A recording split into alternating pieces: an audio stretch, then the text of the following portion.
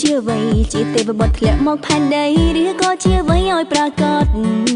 ភ្នែកមួយថ្លាគូឲ្យចង់ក្លាយគុណសំដីបងក៏ស្រទន់កំពុងកំពក៏សំនឹងខ្ញុំដែរ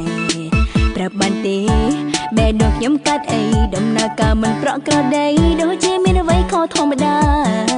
តែគិតទៅរូបរាងគេសង្ហាខ្ញុំវិញមិនស្អាតដូចកាបានត្រឹមតែធ្វើអ្នកចិត្តខាងគិតចង់គិតឡៅមិនសមគេទេដឹងរកឃើញស្នេហ៍ពិតហើយគឺនៅចិត្តនេះស្គាល់គេមិនបាន5នាទីខ្ញុំក៏ស្រឡាញ់គេទៅហើយទុំនេះយើងក៏និយាយគ្នាជាការញ៉ាំបាយជាមួយគ្នាអ្នកចិត្តខាងអូនអ្នកនេះលំស្នេហ៍ហើយរកឃើញស្នេហ៍ពិតហើយគឺនៅចិត្តនេះ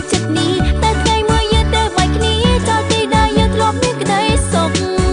អូនឈរមើលរបងយើងធ្លាប់ឈរឆ្លើយឆ្លងគ្នាតាំងថ្ងៃយប់អូននឹកអ្នកចិត្តខាងម្នាក់ដែលបាត់មុខតើពេលនេះបងនៅទីណា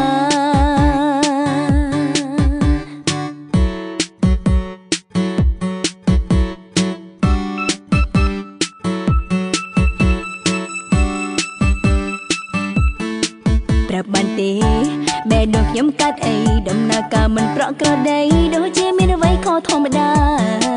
តែគិតទៅរូបរាងគេសង្ហាខ្ញុំវិញមិនស្អាតដូចកាបានត្រឹមតែធ្វើអ្នកចិត្តខាងគិតចង់គិតឡៅមិនសមគេទេដឹង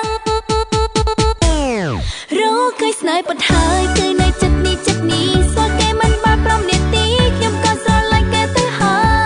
យទុំនេះយើងក៏និយាយគ្នាជាការញ៉ាំបាយជាមួយគ្នាអ្នកចិត្តខាងអូនអ្នកនេះលំស្នេហ៍ហើយរកឃើញស្នេហ៍ពិតហើយគឺនៅចិត្តនេះតែថ្ងៃមួយយើងទៅបាច់គ្នាចោលទីដែលយើងធ្លាប់មានក្តីសុខអូនឈរមើលរបងយើងធ្លាប់ឈរឆ្លើយឆ្លងគ្នាតាំងថ្ងៃយប់អូននឹកអ្នកចិត្តខាងម្នាក់ដែលបាត់មុខតើពេលនេះបងនៅទីណា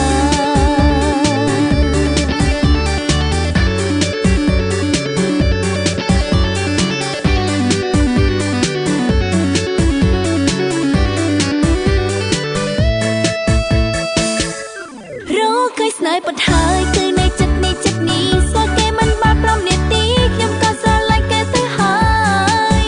ទុំនេះយើងក៏និយាយគ្នាជាការញ៉ាំបាយជាមួយគ្នាអ្នកចិត្តខាងអូនអ្នកនេះលំស្នេហ៍ហើយរកឃើញស្នេហ៍ពិតហើយគឺនៅចិត្តនេះតែថ្ងៃមួយយើងទៅបាច់គ្នាចោលទីដែលយើងធ្លាប់មានក្តីសុខអូនឈរមើលរបងយើងធ្លាប់ឈរឆ្លើយឆ្លងគ្នាតាំងថ្ងៃយប់អូននឹកអ្នកចិត្តខាងម្នាក់ដែលបាត់មុខតើពេលនេះបងនៅទីណា